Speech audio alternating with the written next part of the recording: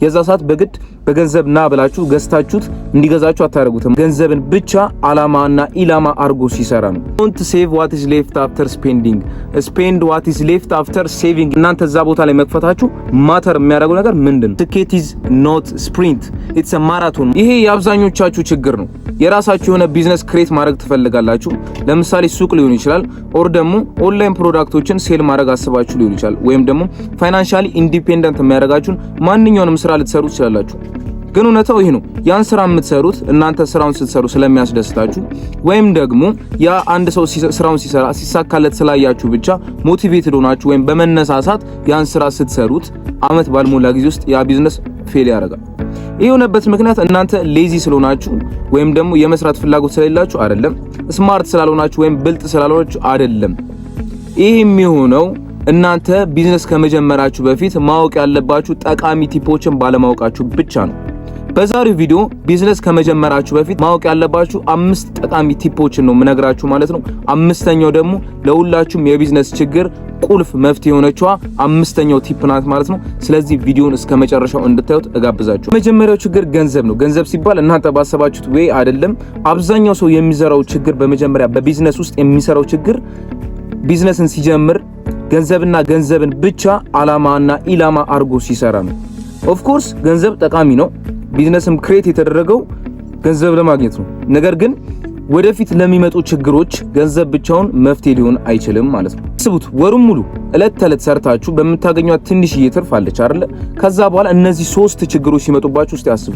የከስተመር ፕሮብለም፣ እንዲሁም ደግሞ የኮምፒቲሽን ፕሮብለም ኦር ደግሞ የሰፕላይ ፕሮብለም፣ የሶስቱ ችግሮች ፌስ ሲያደርግባችሁ ወር ደግሞ ሲያጋጥማችሁ አስቡት። አንደኛው የከስተመር ፕሮብለም ስንል እቃው እናንተ ጋር አለ፣ ነገር ግን ከስተመር እናንተ ጋር እየመጣ አይደለም ኦር ደግሞ መምጣት አይፈልግም ማለት ነው። የዛ ሰዓት በግድ በገንዘብ ና ብላችሁ ገዝታችሁት እንዲገዛችሁ አታረጉትም አይደል? ሁለተኛው ደግሞ የሰፕላይ ፕሮብለም ነው። የሰፕላይ ፕሮብለም ሲባል ዲማንድ አለ እናንተ ጋር፣ ከስተመር ከናንተ ጋር ያን ነገር ይፈልጋል፣ ነገር ግን ያ አቅርቦት እናንተ ጋር የለም ማለት ነው። የዛ ጊዜ የሚመጣ ችግርን በገንዘብ ብቻ ሶልቭ ማድረግ አትችሉም ማለት ነው። ሶስተኛው ደግሞ የኮምፒቲሽን ፕሮብለም ነው። የኮምፒቲሽን ፕሮብለም ስንል ከናንተ በኋላ እናንተ ያን ስራ 1 አመት ሙሉ እየሰራችሁ ራንደም ፐርሰን መጥቶ የናንተን አይነት ስራ እየሰራ ወር ባልሞላ ጊዜ ውስጥ እና የናንተን ከስተመሮች ወደሱ ካረገ ያን በገንዘብ ልትመልሱት አትችሉም ማለት ነው። ገንዘብ ከሆነ ብቻ የናንተ ሞቲቬሽን ወር የሥራ መነሳሳት ቻሌንጆች በሚመጡ ሰዓት ፐርማነንትሊ ታቆማላችሁ ወይም ኩዊት አድርጋችሁ ስራውን ትታችሁ ነው የምትወጡት ማለት ነው። አብዛኛው ስኬታማ የቢዝነስ ኦነሮች ወይም ደግሞ ስኬታማ የቢዝነስ መስራቾች የሚያደርጉት ማለት ነው ገበያው ላይ ለችግሩ መፍትሄ ነው የሚያስገባቸው አይደል? ለችግሩ መፍትሄ ሲሆኑ ሪዘልቱ ምን ይሆናል? ገንዘብ ይሆናል ማለት ነው። እስኪ ራሳችሁን ቆም ብላችሁ 3 ጥያቄዎች ጠይቁ ለራሳችሁ ማለት ነው። እኔ ምን ችግር እየፈታው ነው? በማርኬቱ ላይ ሊሆን ይችላል። እኔ ምን ችግር እየፈታው ነው ብላችሁ ራሳችሁን ጠይቁ። በሁለተኛ ደረጃ ደግሞ ሰዎች ወይም ከስተመሮች እኔ ጋር ለምን መርጠው ይመጣሉ? ከሌላ ማርኬት ፕሌስ እኔ ጋር መርጠው ለምን ይመጣሉ ብላችሁ ያን ጥያቄ ለራሳችሁ ጠይቁ። ሶስተኛ ደግሞ ቫልዩ አድ ምን እያረኩኝ ነው? ገበያው ላይ እኔ ምን ቫልዩ አድ እያረኩኝ ነው ብላችሁ እነዚህ 3 ጥያቄዎች ጠይቁ። ምክንያቱም እናንተ ትልቅ ቫልዩ ገበያ ላይ አድ ባረጋችሁ ቁጥር ትልቅ እድል ወደ እናንተ እየመጣ ስለሚ። ሁለተኛው ደግሞ መጀመሪያ ገበያን ማጥናት ነው ኦር ደግሞ ሪሰርች ዘ ማርኬት ፈርስት ይባላል። ስለዚህ አብዛኞቹ ሰዎች ቢዝነስ አይዲያቸው ትልቅ ስለሆነ ብቻ አውቶማቲካሊ ቢዝነሳቸው ሰክሰስፉል የሚሆን ነው ይመስላችሁ። በፍጹም ተሳስታችኋል። እንዲሁም ደግሞ ከስተመር ምን ይፈልጋል የሚለውን ቼክ ማድረጋቸው በፊት ቢዝነስ አይዲያቸውን ስለወደዱት ብቻ ቀጥታ ወደ ቢዝነሱ ይገባሉ። ይህ ነው ችግሩ። ስለዚህ ማንኛውም የቢዝነስ አይዲያችሁ ላይ ገንዘብ ኢንቨስት ከማድረጋችሁ በፊት ደግሞ ማወቅ ያለባችሁ 4 ዋና ዋና ነገሮች አሉ። አንደኛው ማን ነው የናንተ ተወዳዳሪ የሚለው ነው። በተመሳሳይ አቅርቦት ወይም ደግሞ አገልግሎት ሊሆን ይችላል። የናንተ ተወዳዳሪ በዛ የቢዝነስ አይዲያ ላይ ማን ነው የሚለውን ማወቅ አለባችሁ ማለት ነው። በሁለተኛ ደረጃ ደግሞ እነሱ ለአገልግሎቱ ወይም ለእቃው ምን ያክል ያስከፍላሉ የሚለውን ለይታችሁ ማወቅ አለባችሁ ማለት ነው። በሶስተኛ ደረጃ ደግሞ ማህበረሰቡ ወይም ከስተመሩ ምንድነው የሚወደው፣ ምንድነው የሚጠላው የሚለውን ማወቅ አለባችሁ። ገባችሁ አይደል?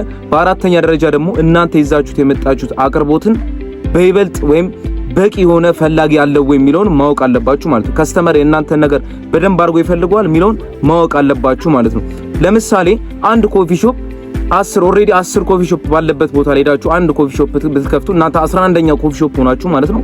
ያ ምንድነው ማተር የሚያደርገው? እስቲ ምንድነው ያ እናንተ እዛ ቦታ ላይ መክፈታችሁ ማተር የሚያደርገው ነገር ምንድነው? ኢቭንሽ ከፈታችሁም ከፍታችሁ ራሱ ከነሱ አዛ ካሉት 10 የኮፊ ሾፕ ቤቶች የእናንተን ነገር ለየት የሚያደርገው ነገር ከሌለ የእናንተ ነገር እዛ ጋር መክፈት ምንም ቫልዩ አድ አያደርግም ማለት ነው። ስለዚህ ከመጀመሪያው ቀን ጀምሮ የእናንተ እዛ ጋር ኮፊ ሃውስ መክፈቱ ስትራግል እያጋጠመ ወይም ደግሞ ችግር እያጋጠመ ይሄዳል ማለት ነው። ስለዚህ እነዚህን 4 ሜትሮች በማውቃችሁ ብቻ ጊዜያችሁን፣ ሰዓታችሁን እንዲሁም ደግሞ ያላግባብ የምታወጡትን ወጪ ትቆጥባላችሁ ማለት ነው። እዚህ ድረስ ከደረሳችሁ ቪዲዮ ላይክ እና ሰብስክራይብ በማድረግ ተባበሩ።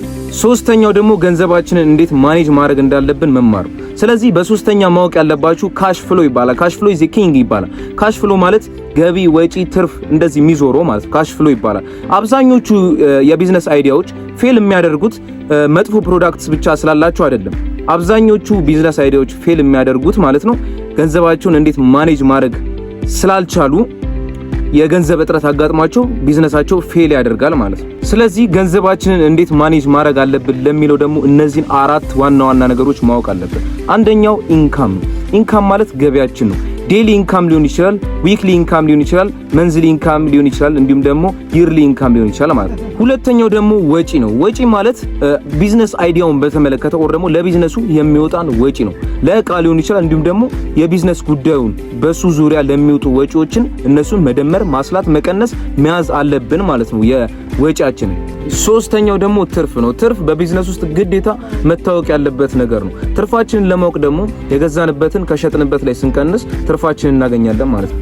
አራተኛው ደግሞ ሴቪንግ ነው። ምንድነው ሴቭ የምናደርገው ካላችሁ አንድ መወዳቱን ላባባላለች ዶንት ሴቭ ዋት ኢዝ ሌፍት አፍተር ስፔንዲንግ ስፔንድ ዋት ኢዝ ሌፍት አፍተር ሴቪንግ የሚባል አባባል አለ። ገብቷችኋል አይደል? ከየገዛዛንበትን እንትካልን በኋላ አይደለም ሴቭ ማድረግ ያለብን። ገባችሁ? ሴቭ ካረግን በኋላ ነው የምንፈልገውን ነገር ማድረግ ለተጨማሪ ለኤክስትራ ነገሮች ማድረግ ያለብን ማለት ነው። ስለዚህ ያተረፋችሁትን ትርፍ በሙሉ ባንዴ ማጥፋት የለባችሁም ማለት ነው። አዳዲስ የሥራ ፈጣሪዎች የሚሸወዱት ያኔ ነው። መልሰው እዛው ስራ ላይ ሪኢንቨስት እንደማድረግ ብሩን ባልሆነ ነገር ያጠፉትና ይከስረው ይወጣሉ ማለት ነው። ግን ስኬታማ የሆኑ የሥራ ፈጣሪዎች የሚያደርጉት ምንድነው? የረጅም ጊዜ እቅድ ነው የሚያወጡት። እስከ ረጅም ጊዜ ነው የሚያዩት ማለት ነው። ስለዚህ ዶላርም ሆነ ብርም ሆነ ዩሮም ሆነ ማንኛውም ብር ሆነ ዓላማዊ የሆነ ተግባር ላይ ማዋል አለባችሁ ማለት ነው። አራተኛው ደግሞ ማርኬቲንግ ኢዝ ኤቭሪቲንግ ይላል። ማርኬቲንግ ሲባል እናንተ አእምሯችሁ ላይ ግዴታ ቁጭ ተብሎ የሚሰራ ስራ አይደለም። ማርኬቲንግ ሲባል ፕሌስ ነው አይደል? ብዙ ቦታዎች ላይ አሁን ደግሞ ሶሻል ሚዲያ ነው። ይሄኛው ቲፕ የሚያወራው ስለ ሶሻል ሚዲያዎች ነው ማለት ነው። አንድ ሰው ምርጥ ፕሮዳክት ሊኖረው ይችላል እኮ አይደል? ግን ያን ነገር ማንም ማያቀለት ከሆነ ኦልሬዲ ከስሯል ማለት ነው። ለዛ ነው ማርኬቲንግ ማተር የሚያደርገው ማለት ነው። ማርኬቲንግ ስንል ኢንክሉድ የሚያደርጉት በሰዓት ላይ ሶሻል ሚዲያዎች ናቸው። ለምሳሌ ቲክቶክ አለ፣ ዩቲዩብ አለ፣ ቴሌግራም አለ። በአፍ መናገር ራሱ ማርኬቲንግ ፕሌስ ሆኗል አሁን ላይ።